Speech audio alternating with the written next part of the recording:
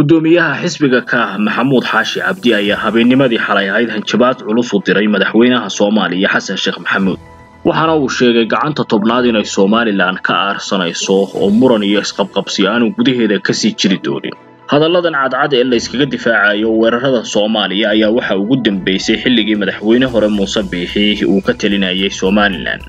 iyadoo xukuumadda Cabdiraxmaan Maxamed Cabdullaahi Ciiran ay inta badan kaga jawaabto aamus ficilada ka dhacaya gobolada bariga Somaliland iyo weerarada faragelinta ah ee Soomaaliya ay ka fulinayso gudaha Somaliland hadalka Maxamuud Xaashi Cabdi ayaa waxa uu ku soo beegmayaa xilli doorashada Soomaaliya ay qarka soo saaran tahay inkasta oo muran iyo ismaandhaaf xoogan uu ka jiro haddaba sidee ayay Somaliland saameyn ugu yeelan kartaa doorashada Soomaaliya maxaase ka run ah hanjabaadda Maxamuud Xaashi sidee ayuu u dhaafin karaa kursiga Xasan Sheekh Maxamuud warbixinteenna ayaynu ku soo koobaynaa qodobadaasi reer Somaliland dagaalka way yaqaanin ayuu Maxamuud Xaashi Cabdi hadalkiisa ka bilaabay gudoomiyaha xisbiga ka isagoo intaasi ku daray dawladihii ka awood badnaa tan Xasan Sheekh Maxamuud inay wada mariyeen waxaana uu ku dheeraaday dadka reer Somaliland waxa ay galaan iyo waxa ay gudaan inuu marka hore miiska keeno isagoo oo sheegay gob aan gardarrada aqoon garashadeeduna fiican tahay inay shacabka reer Somaliland yihiin isagoo hadalkiisa sii wata ayaa waxa uu sheegay inuu Soomaaliya kala googooyay intii haysatay madaxweynaha Soomaaliya Xasan Sheekh Maxamuud oo tiisi ku fashilmay waxa uu ka wadaa gudaha Somaliland kala qaybin dagaal ayaana uu ku tala galay ayuu yiri dadka reer Somaliland wax iska celin looma tilmaamo oo waa dad ficil leh sidoo kalena dagaalka yaqaana waxaase uu sheegay gudoomiye Maxamuud Xaashi inuu ka qoomamayn doono madaxweynaha Soomaaliya talaabooyinka uu qaaday oo mar kale uu ku halaan hali doono maxaa geeyay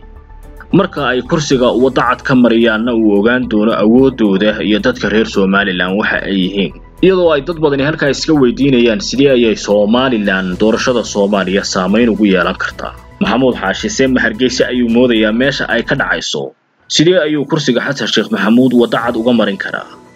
balse waxa jirta caqiido kale iyo xisaab uu isku dhufsanayo Maxamuud Xaashi suurtana gali kartaa oo noqon kartaa mid ay ku aarsan karto Somaliland beelaha diro oo badigood u ah dadka reer Somaliland ayaa waxa ay Soomaaliya ku leeyihiin koob iyo 60 xildhibaan in ka badan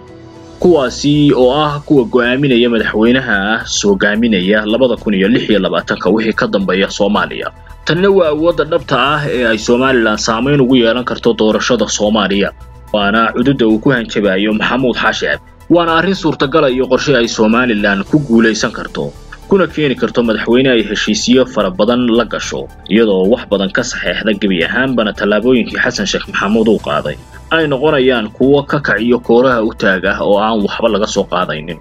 waana gacanta tobnaad ee uu sheegay gudoomiyaha xisbiga ka ee ay Somaliland ka aarsan doonto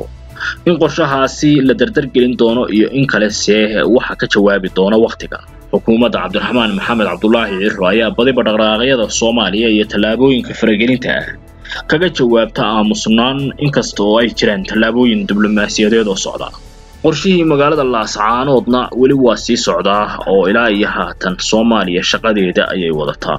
Somaliland wax talaabo ama ay qaadin inkasta oo ay hore u sheegtay inay wixii ka yimaada Soomaaliya qaadi doonto taasi oo hanjabaad iyo cagajugleyn u dhignayd balse wax talaabo ama ay qaadin xukuumadda Cabdiraxmaan Maxamed Cabdullaahi